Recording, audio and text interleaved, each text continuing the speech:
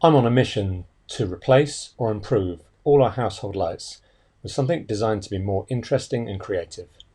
So far, I've done a wall light, a table light, and a bathroom.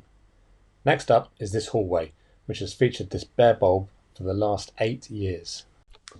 The property is in the French Alps, and I'm taking my inspiration from the trails that skiers leave in the snow when carving down the mountains, and also an unusual chandelier I saw on a YouTube video about the world's most expensive house. My goal for the project was to create a fun, welcoming light which would also actually function well and light evenly. I started freehand sketching some curves on sheets of MDF and trialling some randomly sized 3D printed lamp holders. Next, I cut out the MDF forms which would run the whole length of the hallway.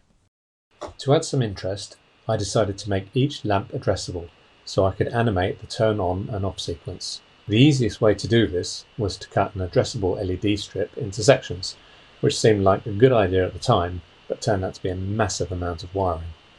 Now the hallway doesn't actually get much natural light as there are no windows, so this light gets turned on and off a lot, and someone apparently keeps leaving it on, so I thought I could solve that problem and make it automatic.